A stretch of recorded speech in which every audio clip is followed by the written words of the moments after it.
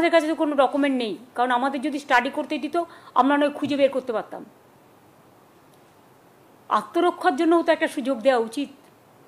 এতগুলো টিচারের ভবিষ্যৎ ভুলে যাবেন না, এরা সবাই স্কুলে পড়ায়। স্কুলগুলোর কী হবে? এডুকেশন সিস্টেমটাকে কোলাপস করা কি বিজেপি গভর্নমেন্টের টার্গেট?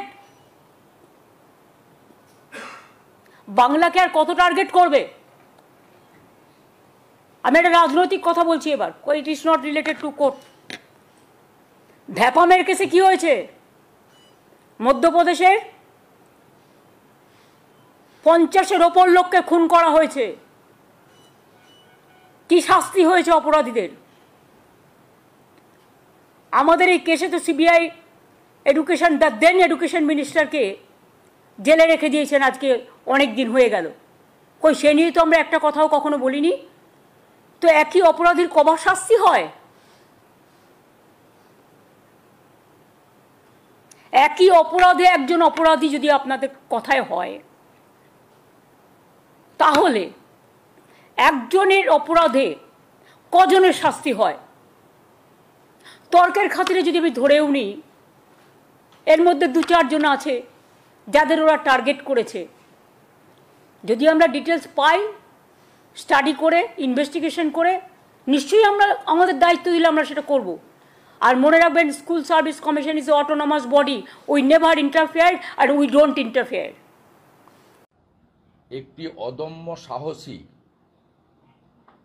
আমাদের বঞ্চিত কর্মপ্রার্থী বোন প্রথম মামলা করে এর সূচনা করেছিলেন। সেটা আপনারা সবাই জানেন যে ওয়েটিং লিস্টে তার নাম 2 নম্বরে ছিল। তার নাম বাতিল করে ফরওয়ার্ড ব্লক থেকে তৃণমূলে যোগদান করানো পরেশ অধিকারীর মেয়েকে চাকরি দিয়ে প্যানেল ভাঙা থেকেই এর প্রথম সূত্রপাত। 2013 সালে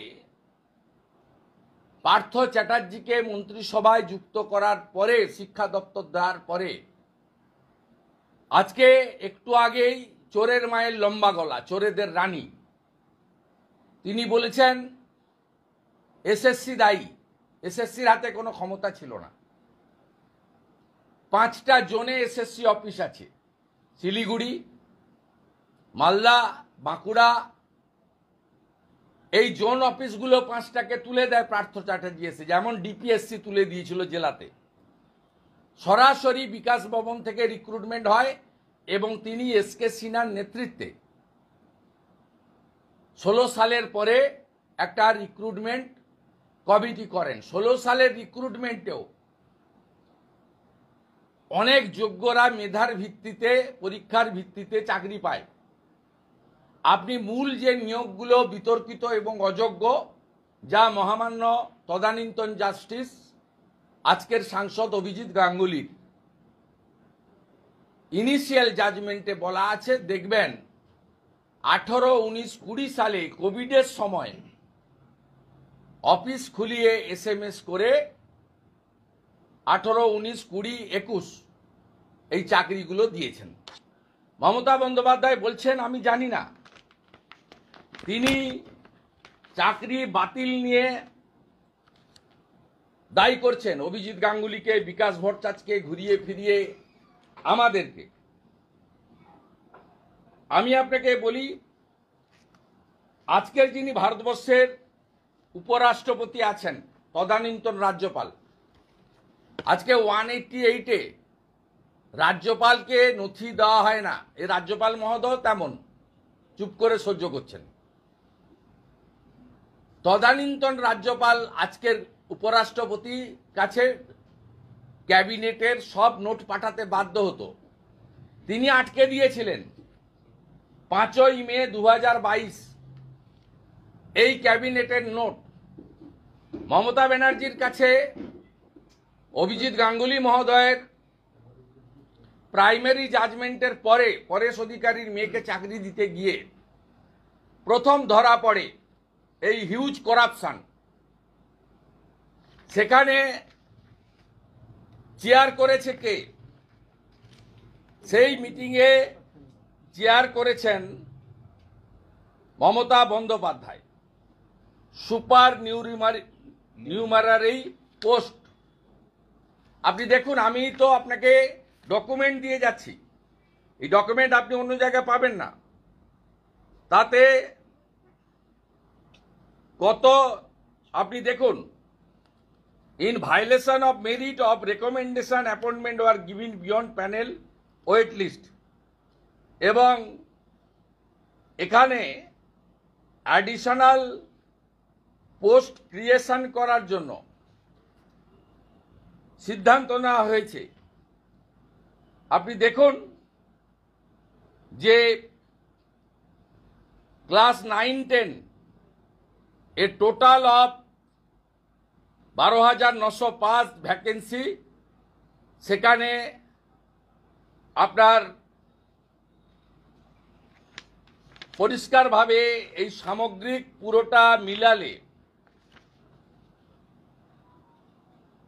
আপনার অতিরিক্ত শূন্য পদের জন্য প্রায় 6,000-এর কাছাকাছি নতুন শূন্য পদ ক্রিয়েশনের জন্য রাজ্য সরকারের পক্ষ থেকে মমতা ব্যানার্জির নেতৃত্বে